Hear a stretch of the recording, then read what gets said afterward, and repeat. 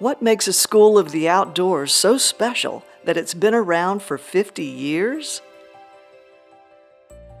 This school has no walls, no blackboards, no computers either. What it does have is the cleanest air anywhere around. It basks in bright sunshine and maybe even encounters rain occasionally. Arguably, it's the best classroom with a view ever. It has the best of everything you could possibly want to have in a classroom.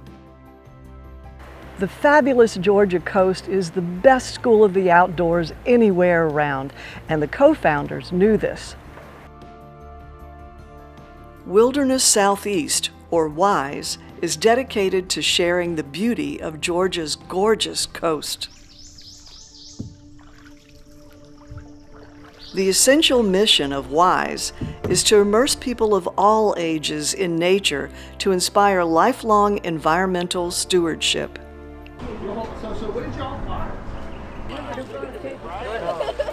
WiSE's knowledgeable staff operate under the belief that the quality of the natural world is intrinsically connected to the quality of human life.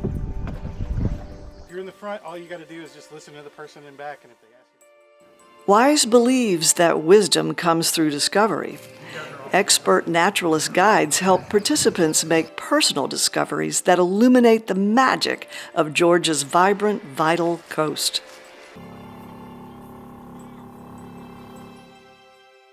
I was associated with Wilderness Southeast before it existed. My late husband and I were looking for something to do, and Wilderness Southeast was a gleam in our eyes. Then we worked on it a little bit, and we met John Crawford. And between Dick and John Crawford, I had a lot of catching up to do. I was the one who hurried around underneath and made everything work. And then later on, I got conned and talked into being a leader. My first canoe trip ever went across the Okefenokee Swamp. The only catch being that I had to learn how to paddle a canoe. I had never set foot in a canoe before that trip. The rest is history. You know, the idea of having it as a business was Dick's idea. So I think that he probably was one of the bigger influences of anybody with WiSE, with getting the idea going. But everybody involved had skills and focuses they brought to the table that was appreciated by the whole lot. The two people that I first met were Joyce and Dick Merles, and the just amazing thing was where they lived was 4 houses down from where I was born and raised. Who would have guessed, right? So the first trip we set up was one I set up in the Keys, and we went out camping on some of the outer islands, and took people, looked at coral reefs and mangrove swamps and everything, and it just worked out beautifully. The whole point was to teach environmental awareness, to get people out into wilderness areas comfortably, and so that's what we wanted to do.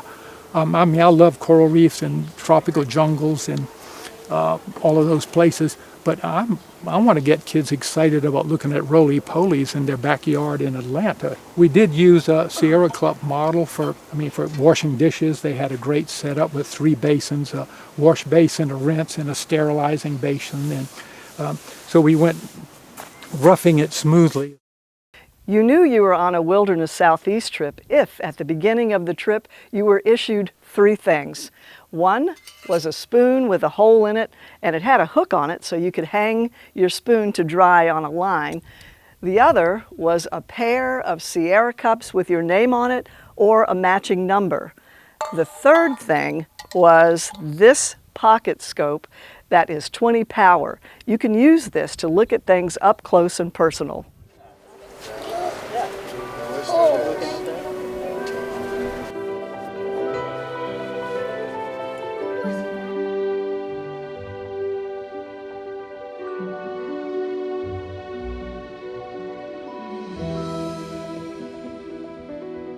Not only was WiSE a leader in ecotourism, but it was also ahead of its time in hiring women as naturalist guides.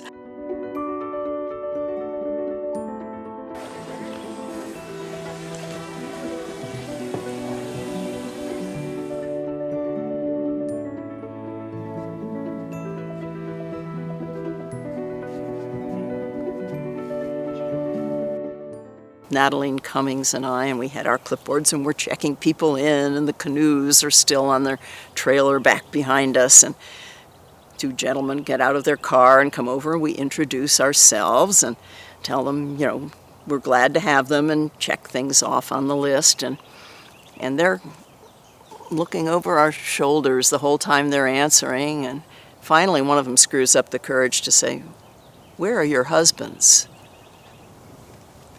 Women didn't do this sort of thing back in the day. But it didn't matter who led the trip. Nature always had her surprises. Before every trip, we'd send out a list of what people should bring, 4 t-shirts, 2 pair of socks, whatever. And at the top was bring all 5 of your senses, plus your sense of curiosity, and your cheerful acceptance of whatever surprises the wilderness may hold for us. Good lessons, good life lessons for all of us.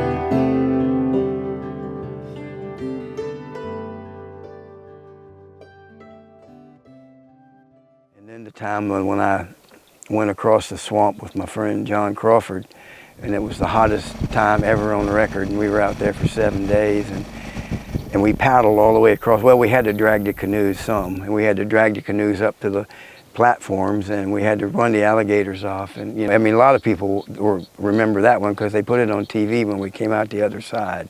They were waiting on us, and I will never forget that the reporter looked us in the eye and he said, "How hot was it?" It was 106 in the shade, and if you took a thermometer and put it in the water up to here, it was 101 degrees in the water, and there was no water left in the swamp. And this father and son wanted to go on the trip, and so we warned them about it, but Mickey said he'd go, and so we went down and met him, and we went on the trip, and it was very hot. It was 105 in the shade every day, and so we'd try to get under a little bush and get whatever we could and just rest from the hottest part of the day because it was hot.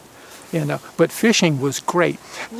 The fish wanted to get out of that water and into the cooler, I think is what happened.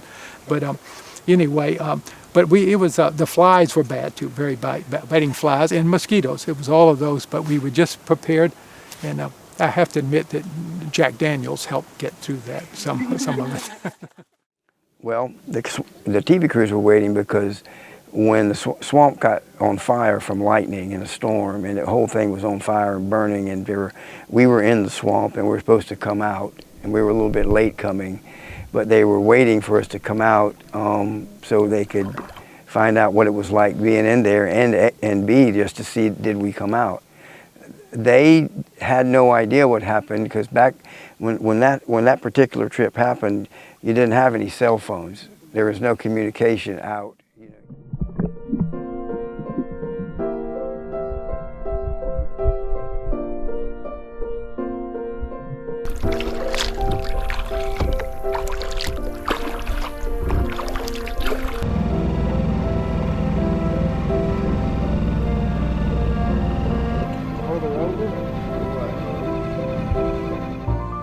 One of the benefits of signing up with Wilderness Southeast is that we provided tents, sleeping bags and mats, and kitchen cookware and food. WiSE made it simple to camp, although one of the hardest things to get right were the tents.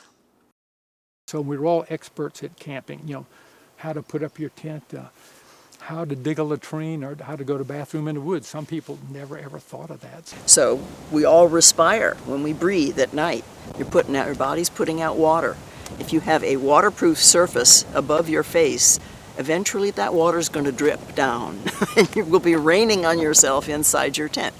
Not a good idea. We finally found tents with flies that would float above.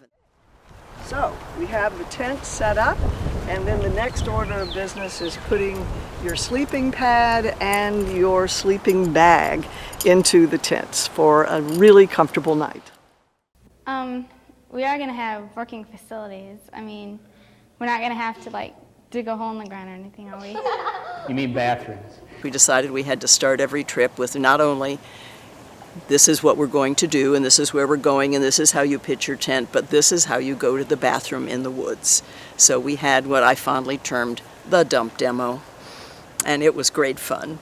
Made everybody smile because we're people. We're living organisms, and we just have to get over ourselves.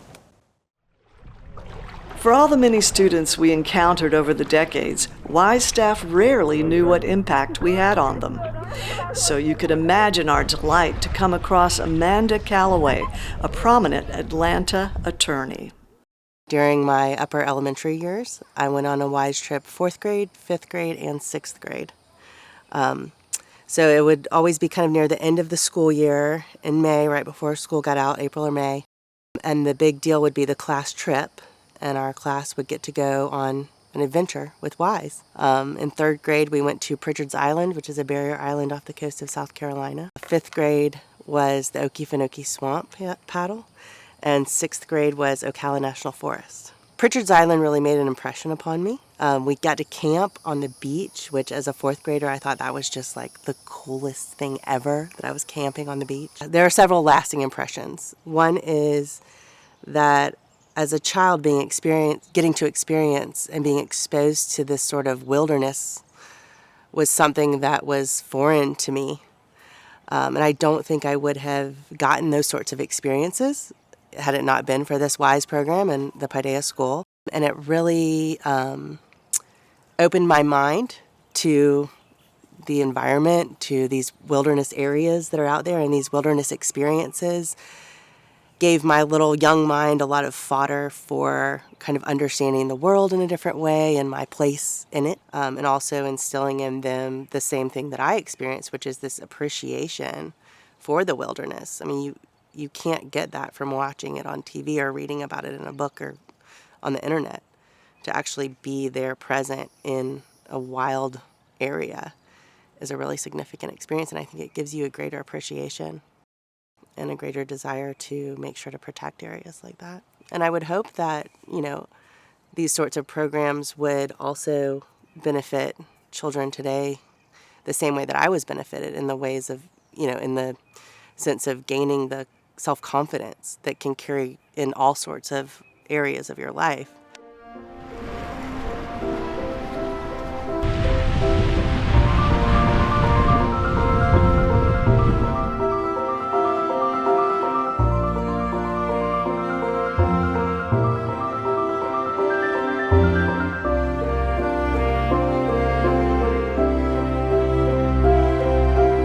In nature, typically, the generalist outlasts the specialist. For WiSE, however, being a generalist had run its course. Since WiSE is a nonprofit 501c3 organization, its board of directors decided to offer day trips instead of longer overnight trips. Those day trips would in turn help fund their signature education program, Fish Gotta Swim. So we would go into these schools and make our pitch about this wonderful education we were going to give to the kids, and it seems that the schools that were the most open to this, and at all open, were the Title I schools. The schools that didn't have much in the way of resources, that would welcome us as an additional resource to help teach their kids and provide experiences for these kids. You have children who have never been out of Savannah. We're going to take them on a boat up the Savannah River. We're going to take them into South Carolina to see the Savannah Wildlife Refuge. Oh no, that was another problem because they had to get permission to get the school buses to go into another state. But we managed. Bless those principals who fought those battles. Anyway, Fish Gotta Swim is providing that opportunity to learn about the value of water to the environment, and actually go out and dip up a dragonfly larva or catch a fiddler crab, stuff like that. So I think it's a great, and it's fun, grant funded. I have a 13-year-old son myself, so I've always felt that it's very important to reconnect kids to the outdoors in this age of technology so that they will also be good stewards for the future. Shoot your hand up or scream our names out. Okay?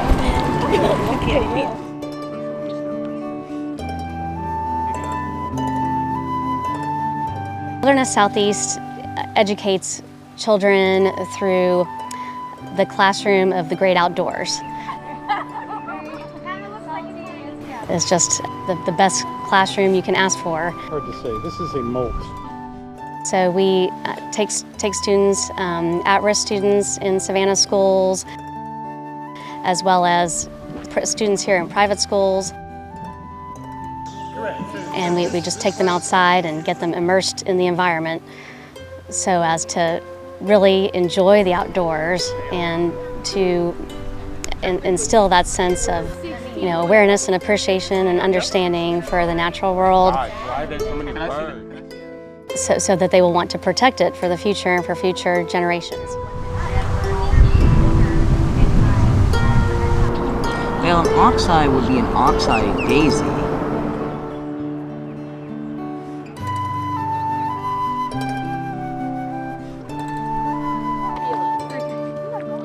We take the kids out into the salt marsh and we ask them to throw a square foot, what is essentially a square foot, into the salt marsh.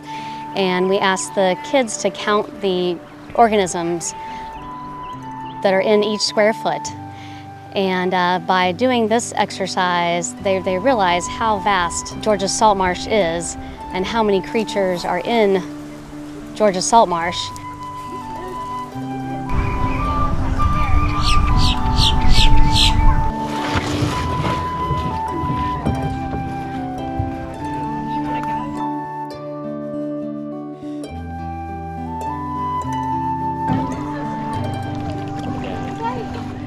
The most memorable experience was that the girls could not paddle and we had them in canoes, and by the end of the trip they were learning how to canoe together. It wasn't so much about the information that they were getting from the environmental education, it was all about just learning to cooperate as a team and to work through their fears of the water and the alligators of the water and everything that comes along with that. So they were very excited, very happy by the end of the trip at what they had learned and accomplished together as a team. Sorry.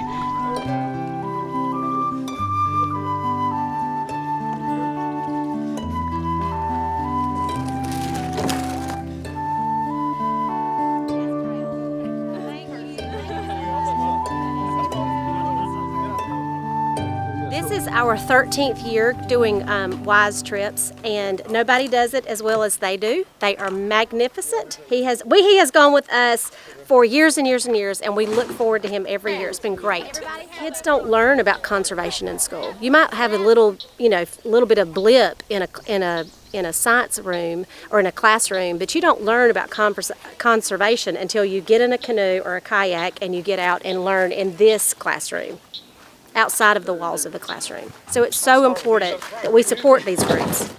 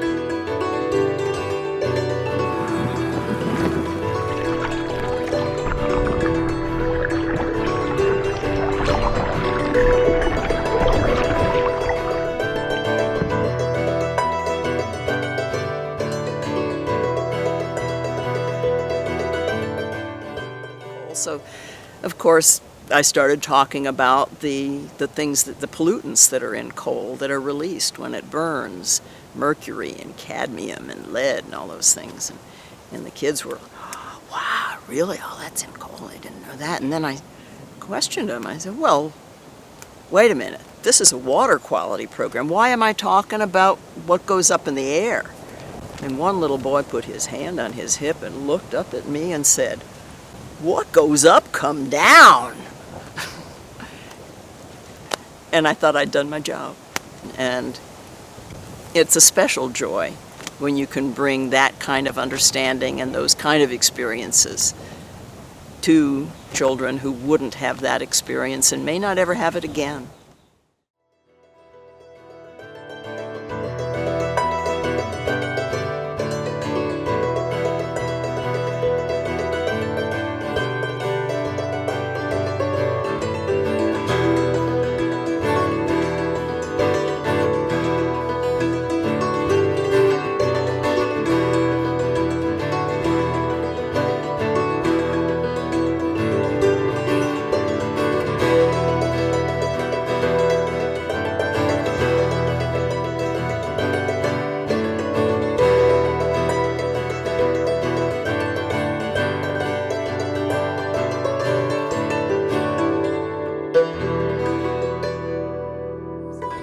This sort of like, maybe not instilled isn't the right word. It developed our interpersonal relation skills in a different way. You know, I guess it's the same concept of taking kids out to a ropes course, that kind of thing, but it was like on steroids when we were paddling through the Okefenokee. It really taught us to rely on one another, taught us to communicate with each other in a different way, and I think it may have been one of the reasons that, you know, a lot of those friendships have been abiding through the years. You know, it really bonded us together. We were a really bonded group that went through these years together, and I think these trips were a part of that. I think the importance lies in exposing children to natural environments and giving them a better understanding of why, you know, conservation is so important.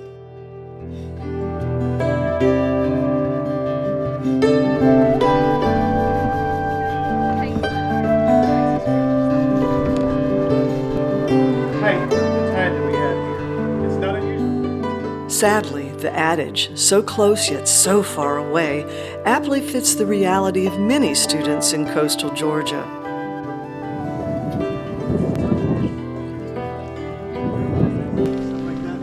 Once we go down that way, or once we get down there,